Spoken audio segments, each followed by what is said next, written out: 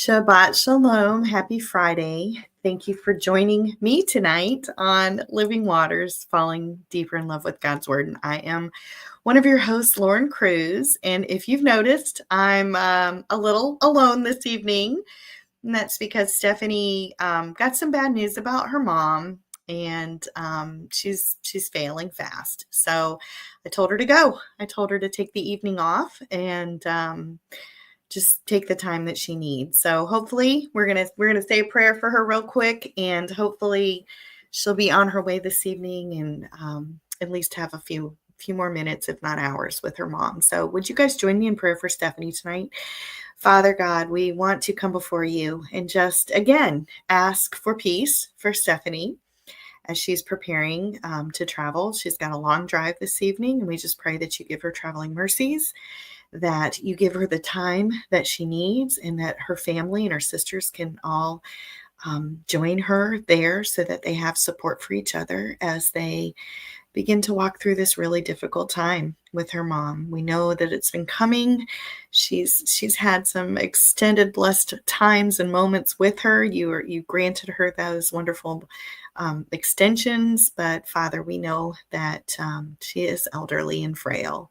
And so we just pray that you sustain her for what you can and what you would allow until Stephanie's able to make it there. We just pray for safety for her tonight. Give her wisdom, give her peace, just to help her clear the path for her to be able to leave her home and the responsibilities that she has at home to join her sisters and her mom. We just lift this up, Lord, in your son's name, in Yeshua's name. Amen. So thank you. Thank you for joining with me. And I see that I have one person joining me. Let me, if you don't mind, it's going to be crazy tonight because I have, 4 or 5 books, and I have a Bible, and I have a page full of notes. And if I'm looking over to the side, I'm trying not to ignore you, but I'm just trying to wrap up all my thoughts. And we're usually in a pretty good conversation, so it's easier that way. And I didn't prepare any kind of PowerPoint or anything like that. Literally, we both jumped on, and she was here, and I could tell that things were not going well for her. And so I'm glad she took the time. So if you guys can just be patient with us tonight, we are wrapping up a book. We are finishing up Angie Sickler's book, and I'm trying not to close all my pages, but we have been covering the Father's love language. And this is going to wrap up the last 3 constellations. Her book has covered the different ways that God communicates with us through his word, through the Hebrew alphabet, and through the stars in the sky. And we've spent a little bit of time on the stars in the sky because it's really fascinating stuff. It is not the zodiac. It is not what we're familiar with. We are looking at God's plan and the story of Yeshua that is painted across the night sky, and it's retold every 12 months. It goes through the whole cycle. Tonight we'll hit the marriage of the Lamb, the marriage of the Lamb, and we'll talk a little bit about the Book of Revelation. Not very much, but the entire story is there. So it starts with Virgo and it ends with Leo. So we'll talk about what their true Hebrew names are, what the constellations, what the names of the stars mean, because I think that's very much been lost. Not only has mythology in Rome taken over, the Greeks and the Romans took it over, and even by I'm going to read a verse tonight that's kind of interesting. Even by Paul's time and Jesus's time, mythology had already taken over with the stars and began to change. Satan counterfeited the stars and began to change the story. So it's no longer known as the story of the gospel or the story of redemption. It is now known as the zodiac, and it's often used to control people's destinies, or people go to their zodiacs to question what will happen in life rather than going to the creator of the stars. They're worshiping the stars. So just a side note of what that means. And so anyway, we're going to continue and finish up Angie's book. And just like with Stephanie, we have pulled in a few other books. We have been looking up. It's by Troy Brewer, and Angie's book just kind of gives you a little taste. Like her chapter's super short, 2 or 3 pages, super short. So we didn't think we could get a whole hour out of it. So we went and found other resources that we've been using. And so this is one, Troy Brewer, Looking Up. He and Angie and Shauna, I'll show you Shauna's book, all recommend another E.W. Bullinger, who he has written a book on numbers, the numbers in the Bible, but he's also written a book about the stars. And so it's from the 1800s. So I'm sure you can find the number book on Amazon. The star book, I actually haven't looked for it yet. I don't know if it's out of print or anything. I'm hoping not. I don't have that one. And then finally, the last book that we've been looking for, and this is a fabulous book. It's beautiful. Her illustrations and everything are just amazing. But it's Shauna Manfred. And so, we've been showing it to you guys. So those are the 3 books we have pulled most of this information about. We've kind of collated everything, and we're going to jump in. We're going to talk about the last 3 constellations, and I do have comments open. I see a few people on with us live tonight. If you watch it tonight, please leave a message or questions, anything, comment. What have you thought about this series? We try to do books with everything we do. We try to do some kind of book review, and we're going through somebody's book. But with this aspect of the series, we've had to pull in a lot of information. Has it been interesting? Have you enjoyed it?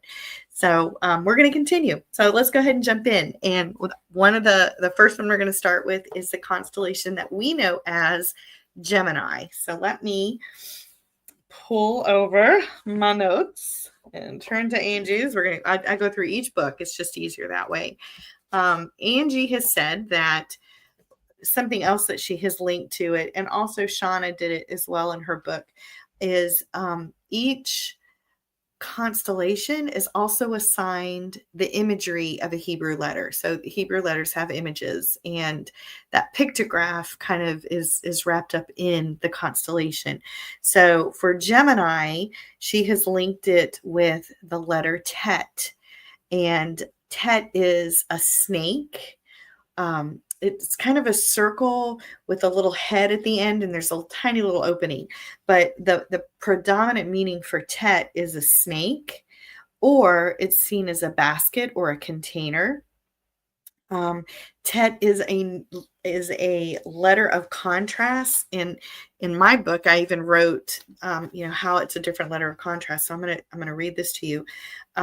Tet is a letter of contrast. It's a root letter in words: good, safe, pure, and light. So if you were to read those words in Hebrew, you would see the letter Tet in there. And if you followed us for any amount of time, you know that the images of each Hebrew letter influences what a word means. So we've got that. So it's in words like good, safe, pure, and light, but it's also a root letter in sin, seduce, adversary, Satan, Hasatan, and slaughter. So, and I asked, do you see the contrast? So even though, it's got a basic meaning, it's definitely a letter that's used in contrast. And if you think about Satan, how he's an image, a being of contrast, right? He was before the throne of God. He was king of Tyre. He's described as beautiful and musical, and just an amazing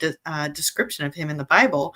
But he was also cast out of the presence of God. So huge contrast there. I think you would agree. So anyway, Angie's got that information in there. Within Gemini, there's multiple stars. We've shown this as much as we can with this season. And some of the names of the stars are a place of him who comes, the branch spreading, a palm branch outstretched, very sweet to excel, God's ring. We're going to talk about that. Treading under his feet. So those are all the different meanings of the star names. And we'll get to that a little bit more when we start talking about the deacons. The Hebrew word for this constellation is Teomin, and it means twin, but it's also a root word ta'am, which means completeness by a joining. And she's given us this verse, but I want to read another one that I thought was good too. She gave us, but the one who joins himself, completeness by joining, joins himself to the Lord is mingled into one spirit with him. And that's 1 Corinthians 6:17. I wanted to also, and here's where I have to shift on my books. So give me a moment. I wanted to also read you Exodus, because the Looking Up book referenced Exodus, and I thought this was kind of interesting. It's Exodus 27. Let's see if I can find it in all my notes. 26, 24. Okay. So here's another reference to completeness and joining together, and we'll see how that relates to Gemini in a second. It says, "You shall make bars of acacia wood, 5 for the boards on one side of the tabernacle, and 5 boards for the boards on the other side of the tabernacle, and 5 boards for the side of the tabernacle and the rear of the side in the west. And the middle bar is the center bar, and it will pass through to each end." Let me make sure I have the right. Make sure I have the right verse. I apologize. 26, 24. Okay. "And they shall be double lengthed, and together they shall be complete." So that's the phrase. Together they shall be complete. "And up to its top to the first rings, thus shall be both with them, and they shall form 2 corners." So the whole emphasis, the reason why I'm really talking about this whole completeness, is everybody views Gemini as twins, 2 male twins. But everything in the Bible and everything Angie suggests and Shauna definitely suggests, everything in Looking Up suggests that, in fact, it's not twins, not 2 guys, not 2 male twins, but it is a bride and a groom, bridal couple, right? And so they are joined together and complete with the joining. So that's where that word came from that describes Gemini, ta'im. It's the root word, and it's got nothing to do with twins. It's been turned into the twins that I want to say twins of Rome, but I don't think I have that correctly. See, I've been studying the Bible, not zodiac. So I wanted to tell you that. I thought this was kind of interesting too, because Paul actually references the twins, and this is okay. They were Zeus's twins. Okay, that's where I did remember that. Okay, so Paul actually references them, known as Gemini. Okay, Gemini. By Paul's time and by Jesus's time, the zodiac, or the stars in the sky, had already begun to turn into the zodiac. They'd already begun to be counterfeit because of Rome and Greek influence.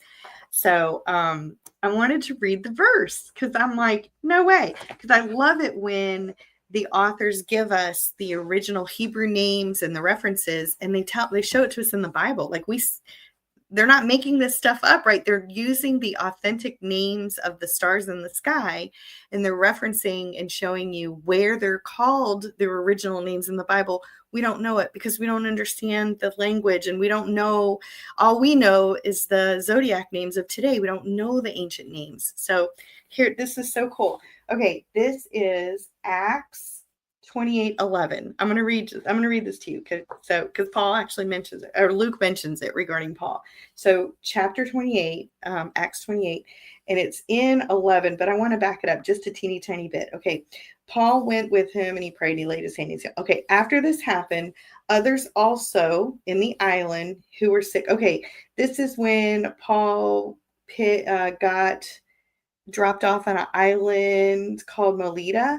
And there were barbarians, and they were wondering if he was like a god, that had come to visit them. And he got bit by a snake, and he didn't die from the snake bite. So they thought he must be from the gods. Okay. That's the context of this. Okay. So Paul went through and he healed everybody. Okay. And he prayed for everybody. All right. And it said, after this happened, others also in the island were sick, and they came to him and they were healed. Okay. And they honored us with great honors. And when we left that place, they supplied us with provisions. Okay. And after 3 months, we departed, sailing on a ship of Alexandria, which had wintered in the island, and which bore the figurehead. Remember, the images on the front of the ships, the figurehead of the twins. Okay, so we read over that and we don't think much of it. We got to read the footnotes. And I went and looked in my Bible, and all it does is reference the twins who are called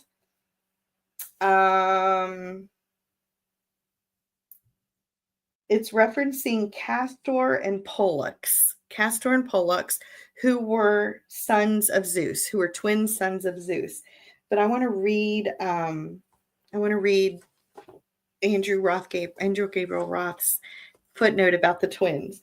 It said the Greek term for twins, discuri, is referring to Castor and Pollux, who were the mythical sons of Zeus. But whereas in other places, certain Greek terms are carried over into Aramaic, and because of the Aramaic redactor, it simply uses the Aramaic term for twins, Tama, which is what the Hebrew name for Gemini is. Okay, because to retain the Greek term was perceived as giving glory to Greek myths, right? So they used the word twins instead of going back to the Greek word because when they wrote the Bible, they didn't want to glorify anything from mythology. Okay, instead they opt for the same word to describe the doubting apostle Thomas. This is another key to it. So anyway, he even makes a note of the use of mythological understanding of the twins, who is Gemini. Okay, so even by Paul's time, they had already been counterfeited. But I thought that was fascinating. One more book, I'm going to put it down so I don't lose it. But I love when the Bible and history, right? History backs everything up that we begin to learn. So anyway, they are actually not twins. It is a husband and wife. And I did make another note that the Castor and Pollux were known as the gods of navigation. So that's interesting too. Of course, that would be on a ship. That makes complete sense for them to be carved on the front of the ship.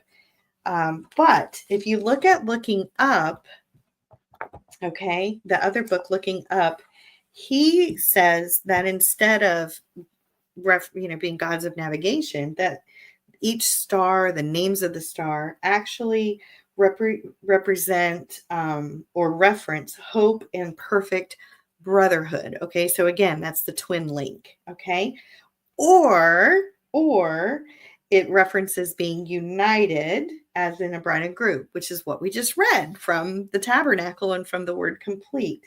On page 125, I wanted to look at that. Let's see. The twins in heaven are seen as having not been born at the same time, but united by covenant, just like a piece of harmony. And there is a scene in war, but it's a picture of perfect brotherhood. So that's the reference going along with the Gemini, the brother's idea for twins. However, in Hebrew, this term means united. Okay, again, we're going with the united thing. And we saw a first glimpse of this in Capricorn, okay, where the body and the fish is united, and the body of goat is also, which represented Jesus being slain. But they're two different bodies. So it's uniting the bride, the church, with Jesus, the slain goat. So we've got different bodies. And there's different representations. So it's not necessarily the twins of Gemini that we think of quickly, but instead it is a bride and groom. So let's see if I can do this. I don't have Stephanie to explain things while I hold it up, but I'm going to hold up the book. Okay. And this is actually the real representation of Gemini. So you can see this is what it looks like in the sky. So people say that those are the twins. Those are, two brothers or two twins. But if you were to look at the full picture of it, it is a man. He's holding a bow and a harp. Okay. And they're both crowned. So again, the marriage feast. And then the woman, and she's holding a spear. And then so we'll go through and take a look at some of the deacons that are involved in here. But so it looks very different than the original ideas. Okay, so Gemini is located in the northern hemisphere. It is best seen, let's see if I can find it, January and February. It is best seen during January and February.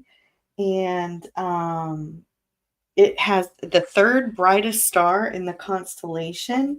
It's called Al-Hana, and that's an Arabic name, Al-Hana, and it actually means God's ring or God's covenant. So the stars within the constellation reference marriage and covenant. So why wouldn't it be a bride and groom, right? Brothers aren't going to be married. They don't necessarily make covenants with each other, but having a star called the ring or the covenant, that makes more sense. So I just think Ta'am, which is how you pronounce it in Hebrew, it has 7 stars, which are known to have planets. So it's a large constellation. And there are 2 meteor showers that are associated with it. And they usually peak anywhere from January, February, and they begin building in December. So if you want to see them in the nighttime sky, you need to see them during those times. Some of the other stars around it, if you look at the feet of the couple, some of the star names mean afflicted, and another star names roughly about the knee on the man. It means one who treads under feet, or to tread under. And then one of the stars on her shoulder, and I'll show the picture again in a second, it means set in Hebrew, to marry and to reign. So I think that's amazing. The star name is Wasat, and the Hebrew star name is Yashab, and it means to marry and to reign. So again, we have stars within the Gemini constellation that are not named for boys and not named for brothers, but all the stars reference covenant and marriage. So it absolutely makes better sense that they would be seen as a bride and a groom. So Ta'am is pronounced Ta'am, and coupled, joined together. And it could be twinned.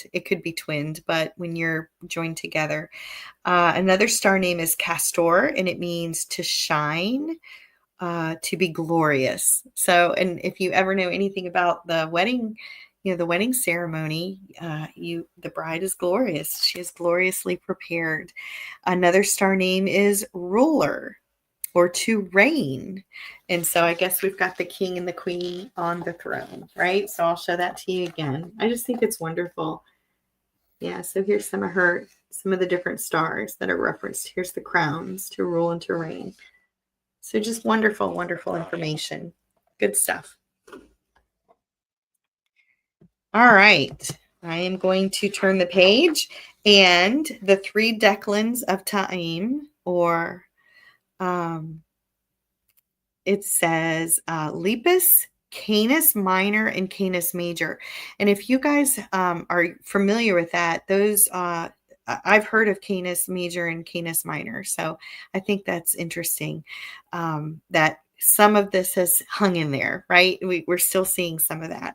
So I wanted to tell you a little bit about these. Arnabeth, which is one of them, that's Lepus. It's located just under the feet of Orion. So if you know where Orion's belt is, you follow it down and you should be able to see the first declan of Gemini.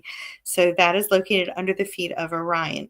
Lepus means the hare in Latin. So it's actually a bunny. Lepus, get it? Get it? One star, the brightest in this constellation, still bears its original name. And it's the home to Sirius, which is the brightest star in the sky. So this one is really interesting. There you go. I'll let you guys look at Lepus, right? So we've got the hare. Okay. And some of the star names for that one is the mad, the halal, which is mad, to make foolish. And it's described, I was reading about it a little bit, and rabbits are always representative of one of the most fragile, I guess, if you want to use that word, most fragile animals. And so they're easily hunted, right? So we've also got a different star name, the enemy or the adversary. And I don't know, I just think it's neat. But Arnabeth means hare in Hebrew. So that's what it looks like. And you can see that's what the original picture is. So if you guys follow Orion's belt down to his feet, you ought to be able to find the hare. So that's what it looks like. Okay, the next one is Zeb, or Zeeb. Zeb, and that one is shown as a hawk.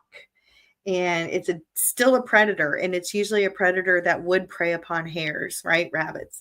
They'll pick up rabbits and carry them away. And then the last one, Shalem, is seen as a wolf, which is another predator. So I think it's interesting. We've got two predators and we've got the fragile rabbit. The alpha wolf, which is Canis Major, right? The wolf of Canis Major, portrays Christ in his robe of defeating and binding and stripping the power of the devil. Scripture says it is Jesus, the strongest man, who binds the strong man, which is the devil. And that's in Matthew 12:29 and Psalms 19:5. So you can definitely go back and see some other references to these words, how these words are used in Scripture. So why are there two wolves shown in this sky picture? Certainly one is sufficient to take care of a trembling rabbit, but the lesser wolf, right, major and minor, represents the people of God who have been perfect, wholehearted in their love for him. After Christ's return, the bride is shown working alongside the bridegroom. So his work's in judgment and she joins him. Okay, so I just thought that was great. There's Ursa. We've got two wolves. So this is one. Look at a wolf. Ursa Major and Ursa, not Ursa. I'll show Canis Major and Canis Minor. So we've got two wolves. And some of the star names in that one means burden bearer, before the presence, the prince, the Hebrew name for the prince, the star prince, the ruler, the glorious one. So even the names within the wolves are different to represent. One is representing Jesus, one is representing the righteous people. So I hope that was interesting for you. I thought that was kind of neat. I enjoy it. I know that I have a couple of, let's see. Okay, I've just got a couple different comments. I'm trying to see if there's anything I need to. Nope, I don't have any comments I need to respond to. So thank you. Okay. All right. So that's Gemini. And again, if you guys are watching later and you have any questions, go ahead and post them and let me know your thoughts about Gemini. Okay, the next one is Cancer. And this one's interesting. This is what she's got it looking like. That's the star picture of what it would look like in the sky. And it is actually not a crab. And think about it too. One of the commentaries I read is, why would it turn into a crab? A crab is not kosher, right? That's not a clean animal. So why, how better to counterfeit or to steal the glory of God's message than to turn it into a crab, right? Because that's going to be unclean and definitely not what God would want. So let's see where I can find Cancer. Okay, it actually is a claw. It is a claw or a fist, okay? And in Angie's book, she linked it to the letter Yod, which is, I'll let you look at it. So Yod is this is the ancient paleographic for Yod. And it's an entire arm, right? All the way up. And the hand, sometimes it's a closed fist. It's seen as a closed fist. And Yod usually represents ownership and authority. And it's a closed hand. It's not an open hand. It's generally a closed hand. And it's your fist. So these are some of the star names in Cancer. He who holds and binds, encircling the possessions, embraced and holding in the hiding place, offspring, assembled, a place of rest, grasping, right? All those relate to a hand and how it's holding. One of the earliest known symbols for Cancer was in fact a sheepfold, right? Contained, how it would hold the sheep within a fold. So it also relates to how God holds his redeemed people, right? And the sheep are known as the redeemed people. So they're being held. The Arabic name, I'm sorry, the Arabic name means who holds or who binds. So if you were to read the name of Cancer or this constellation in the original language, it would mean the one who holds or the one who binds. So I thought that was interesting. I believe it comes in the sky in the summer. It does begin in the summer. And the Hebrew name is Naveh, which actually means a sheepfold or to hold.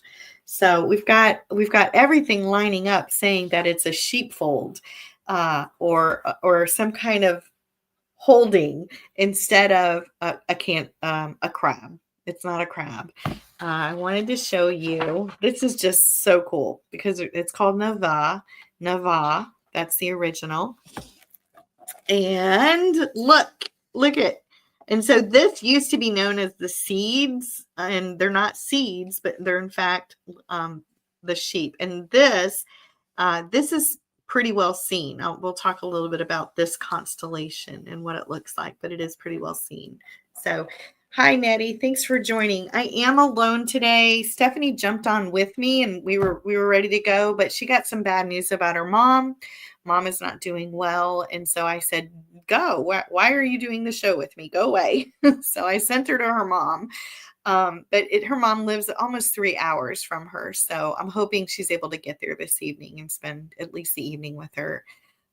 So 5:30, 8:30 is not too late if she gets on the road quickly. So yeah, I am too. We say a prayer for her and pray for good travels and just peace during this time. So but anyway, we're going to get back to Cancer, if that's okay. Nettie, we are finishing up and we've only got 2 more constellations. Cancer is one of them. So, and I'm reading my notes over here. That's why I keep looking to the side. I promise I'm not ignoring you guys. So I wanted to read that. The deacons, and this is what we're going to look at, are Ursa Major and Ursa Minor, and those are the bears. I knew that just from science class. I knew that they were, but Shauna changes it and says they're actually not bears, they're sheep. And so we'll talk a little bit about that, how that has changed. And one of the comments, I want to say it was in looking up, he said there weren't a lot of bears in the ancient Near East. So for them to call them bears would have been very odd because that's not an animal that's very common in Israel and the ancient Near East area. So I thought that was interesting. I thought that was good too. All right. I had a note that I wanted to read something on page 131 in looking up. So let's see if I can find it real quick. Here we go. Okay. This is interesting. Okay. Even the word cancer is offensive to us today. Okay. Right? Like we don't ever want to hear the C word, cancer. All right. It is a satanic plot to pervert the ideal of eternal security. Okay. Cancer. The disease was first called cancer by the father of medicine, the Greek physician Hippocrates. I know I'm butchering these names. My son would be embarrassed by me. Hippocrates, the Hippocratic Oath. Remember, you've heard of that. Okay, and he was alive from 460 to 370 BC, so before Christ. This is where we get the Hippocratic Oath that the physician takes to do no harm. The picture of cancer as a crab started because the finger-like projections spreading from cancer were similar to the shape of a crab. Later, a Roman physician, Galen, and he was in 130 to 200 AD, so this is after Christ, he used the term onkos, which is Greek for swelling, to describe tumors. Onkos is the root word for oncology, or the study of cancer today, right? If you have cancer, you go to an oncologist. So I thought that was interesting too. So we can see how even, when was Hippocrates? 400 years, 400 years, 450 years before Christ, we've already seen some of the distortion slipping into how things are understood and related to. And, we go from a sheepfold, right, with the shepherd here, we knowing his voice, to now it's turning into a cancer and a crab, which would be unkosher and unclean. So just good things to note in the commentaries. So I wanted to go into a little bit about the deacons. I don't have a ton of information about the deacons, but Ursa Minor and Ursa Major. And again, if you paid attention in science at all, you've heard those names before, right? So we've heard of Canine Major and Canis Major and Canis Minor, the two wolves, and now we've got Ursa. Ursa is bear, Major and Minor bear. Okay, so Nove, which is Cancer, the word Cancer, is the dimmest of the primary constellation. Its most famous object is M44, also known as the beehive cluster. That's the cluster, that's the sheepfold, okay? Or by its ancient name, which is Paraseep. M44, that's what we call it today, contains about 50 stars, and its original name, Paraseep, means innumerable seeds. Paraseep's area is 1.5 square degrees, 3 times larger than the full moon. So it's large. It's really big.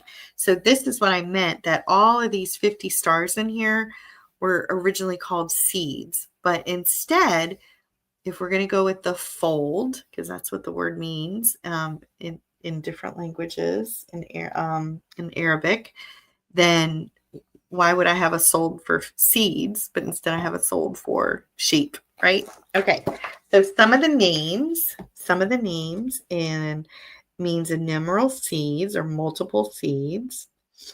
And one of them is called the the southern ass, which is seen as a donkey. So we'll talk a little bit about that.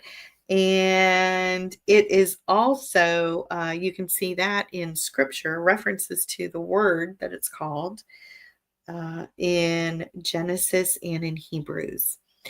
So we also have, let's see, another star name is Assembled Thousand. Another star name is the hiding place. It means the hiding place. Hebrew star name is Sather, which means covered in protection. So again, part of the hiding place. To the saved, God is our covering and our protection. He's our hiding place, which is a symbol of safety. Another star name is the northern ass. So we've got 2 stars. And the reason they're saying that is there's these super tight clusters of these stars. And one is north and one is south. So we can see that within the fold. So the deacons, we do have 3 deacons, Ursa Minor, Ursa Major, and Argo.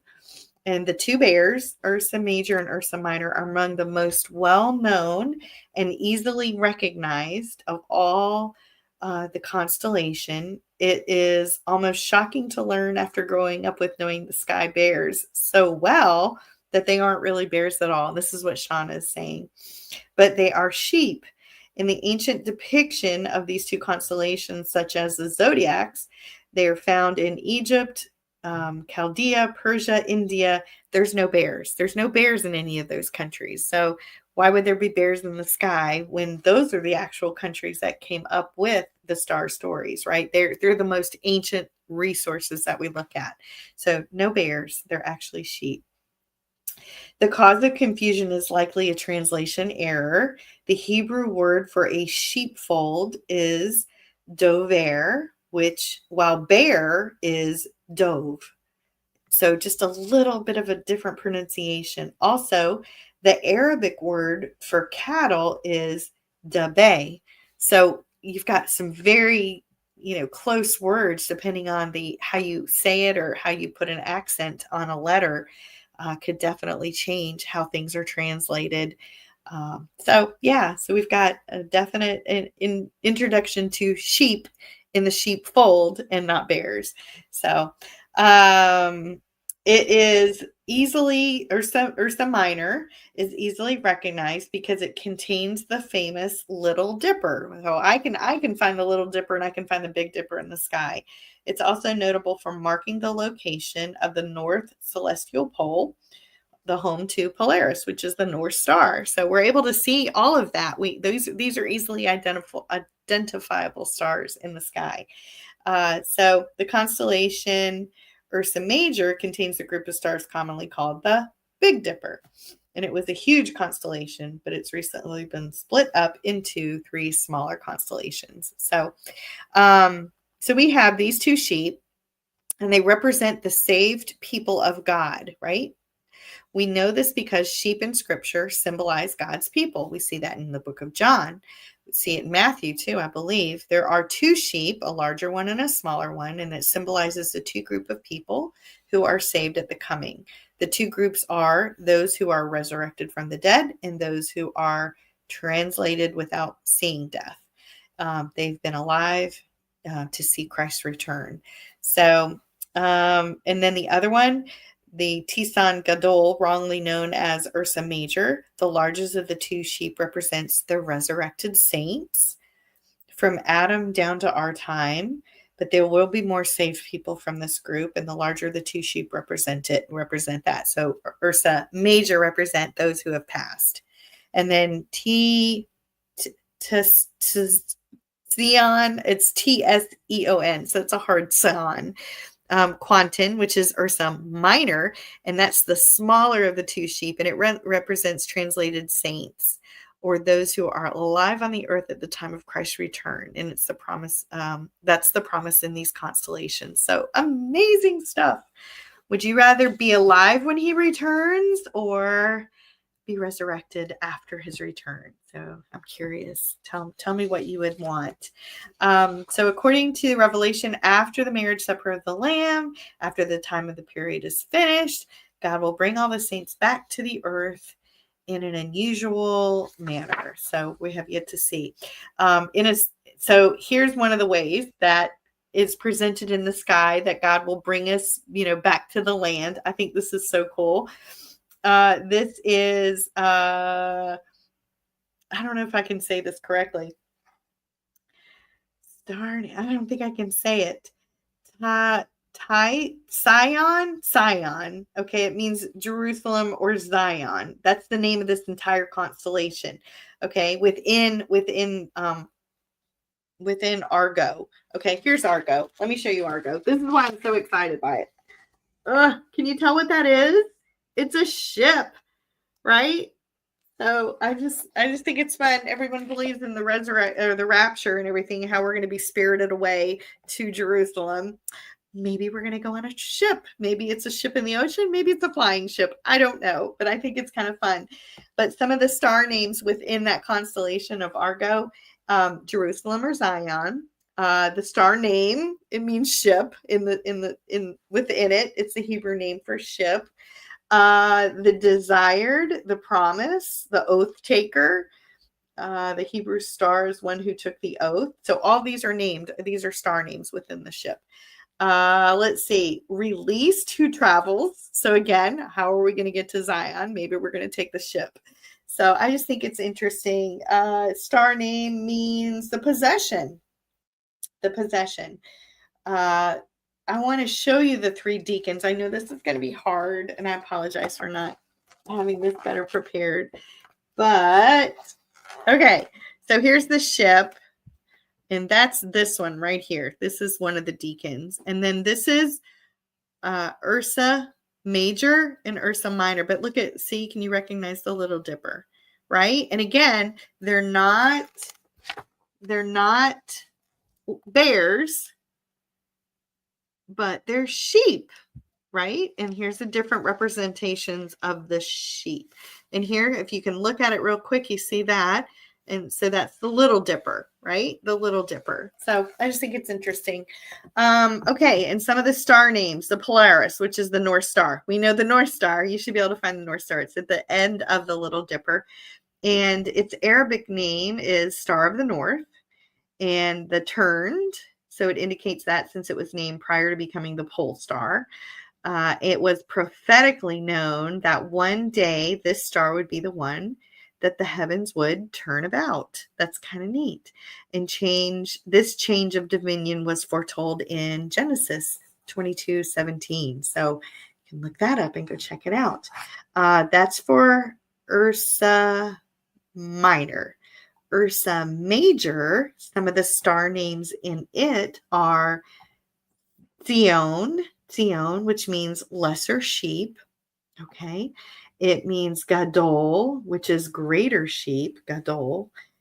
There's another one, al-kaid, means the assembled.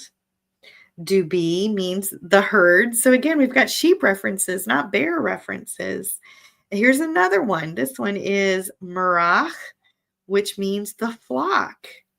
It's a Hebrew star, flock of sheep. It means flock of sheep. So again, we're referencing everything. All these star names reference sheep, not bears. Like there should be one called the claw, or there should be one, thang or something like that. That would make, furry. I don't know. That would make more sense. But the names have been counterfeited and definitely changed to mock the story that is written in the sky. So don't be fooled, and don't be afraid to look at the constellations to look for God's message. It's not it's worthy of looking into, not as zodiac, but as astronomy, not astrology. So there is a difference. But anyway, Ursa Major, Ursa Minor, all the star names within there reference sheep. So love it. Okay. We have come to the last constellation. We are doing pretty good. We've got about 10 minutes. Hopefully I can get it in. But the last one is Leo. And Leo is probably one of the most recognized constellations in the sky. It is biggest. It's one of the biggest. It's in the sky March and April, mostly through April, but it begins in March. So I wanted to read Leo. So Leo is representative of El Shaddai, and the letter Shin has been linked to Leo, and El Shaddai is known as the destroyer of the enemy. So also, this is the last symbol or the last sign constellation in the story of the gospel. So everything that Leo represents is the final victory, the final events in Revelation. So here's what it looks like. And I just think that's kind of cool. I can actually kind of see a lion sitting there, but it's not a lion. It's not a lion. It's actually, it is a lion, but it's not the lion that we're told. It is, I think the story, I have the story in here somewhere in my notes, but it's the Lion of Judah. So not the other lion, but the letter Shin means teeth, right? Destroyer. It means destroyer, consume, flames. It also looks like flames. If you see the W, to devour and to consume. So those are the pictographic meanings of the letter Shin. The lion who generally lenders, these are different star names within the constellation. The lion who rends, right, destroys, lays waste, consumes and destroys. Coming vehemently as a flame, treading underfoot, shining or sparkling. The judge comes and seizes. Wrapping, the exaltation, the one who punishes, the enemy thrust down, and the judge who comes and seizes violently. So we can see all of that is imagery that we see in the book of Revelation, right? We see all of that happening in the book of Revelation. So the Greek's twist is that the lion came to earth and was savagely attacking people and livestock, and then Hercules killed him. So that's the lion that Hercules supposedly killed. And wouldn't that be a great story for Satan to say, how the Lion of Judah has been killed and destroyed? So, of course, that's not the story. So there are different references to Judah. There's one in Genesis 49:9-10. It says, Judah, my son, is a young lion, Ari, and that's where we get Ari. That's the word lion in Hebrew.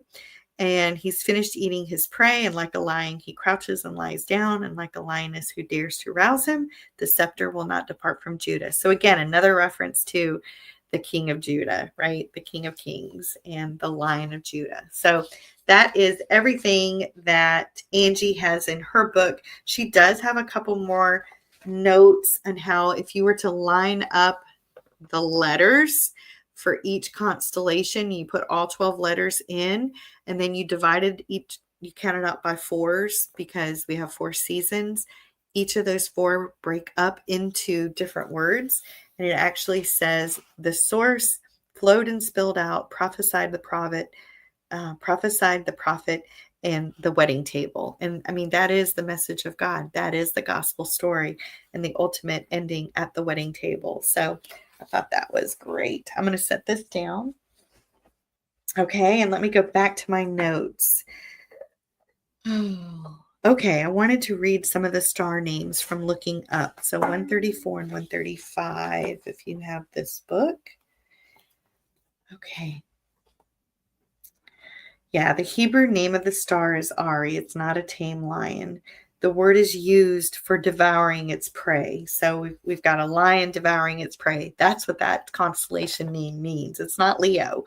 Leo is pictured, okay, the lion, Ari, is pictured with his feet over the head of Hydra, and Hydra is one of the deacons. Hydra is a great serpent.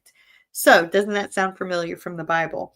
In the lion is about to destroy Hydra, just like foretold in Genesis with the fall of Adam and Eve, Genesis 3:15, right? He will bruise his heel, but I will crush his head. So we've got the picture of the snake's head being crushed with the constellation of Leo.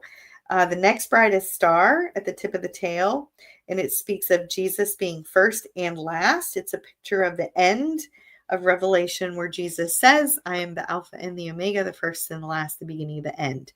And this star is named Danabola, which is the judge or the Lord who comes forward. So I think that's kind of neat too, because even within that star name, we've got the judge who comes forward. So again, we've got just so much information here about that. The brightest star. Okay, I thought this was cool too. Let's see if I have this on here. Page 136 and 137. Okay, so the brightest star in Leo is Regulus. And Regulus is 77 light years away from the Earth. Okay, the number 77 represents the church and the bride. And actually, the church is said 77 times. Let me see if I can get this. Okay, 77 is the number for the church. And this is who the heart of the king beats for.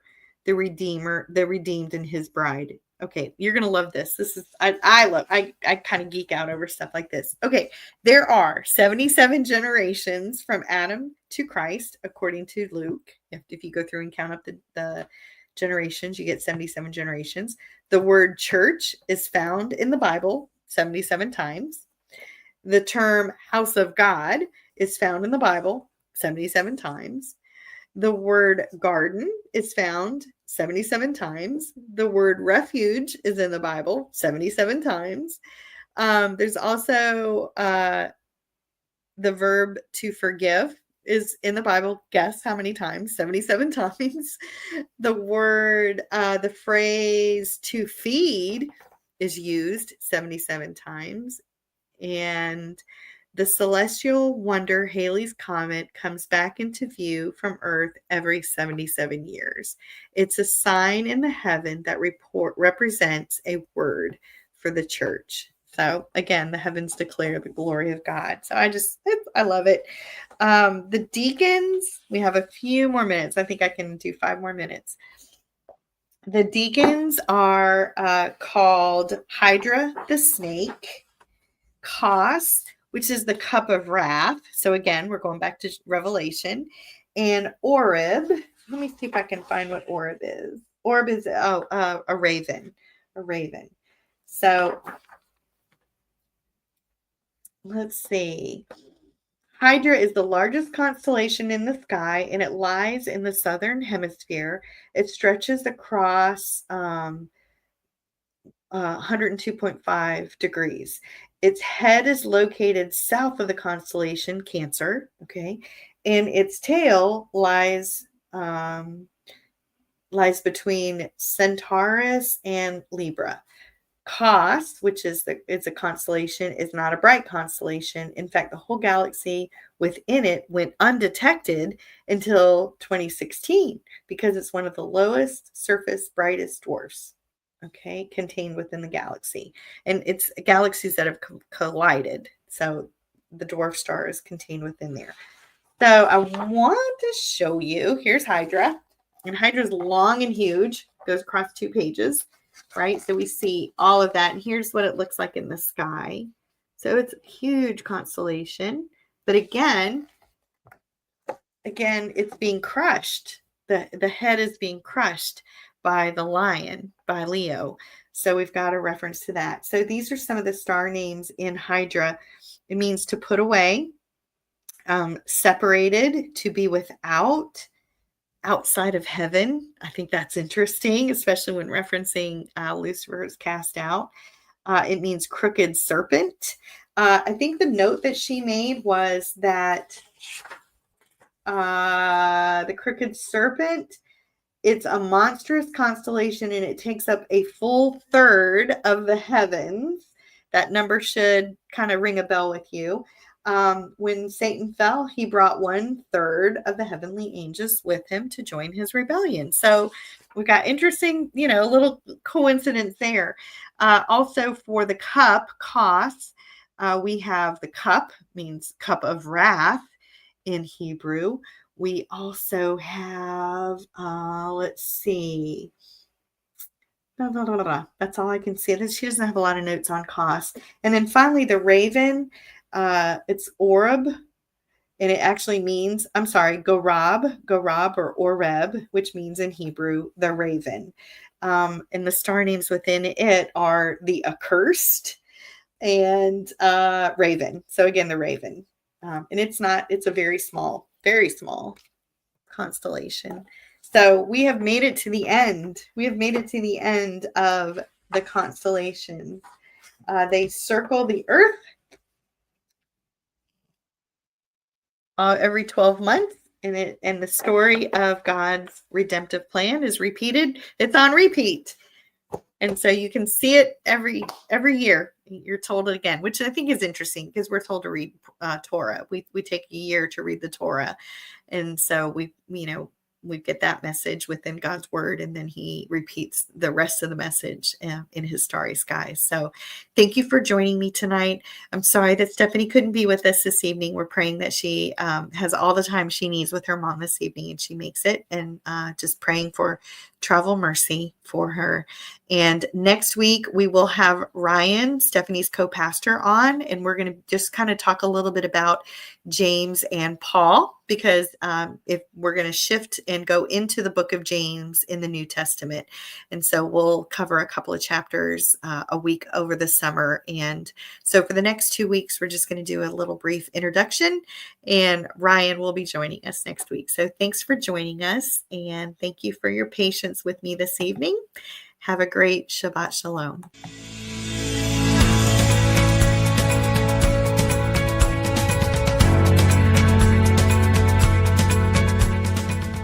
If you missed today's show and want to watch it again, or want to tell someone where they can watch this episode, go to lambnetwork.tv, where you will find this show and all of the other live Lamb show archives on the on-demand section of the website.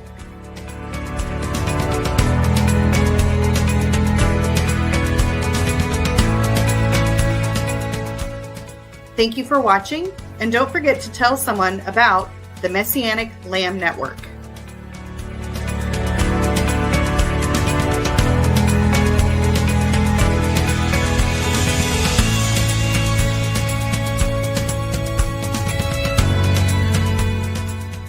We are richly blessed to bring you what we believe is the fullest, most diverse, yet up-to-date progressive teachings, discussions, and prayer programming you can find anywhere on this planet. Be sure to take the tour of the lambnetwork.tv website. I'm Stephanie Pavlantos, thanking you for joining us on the Messianic Lamb Video Network.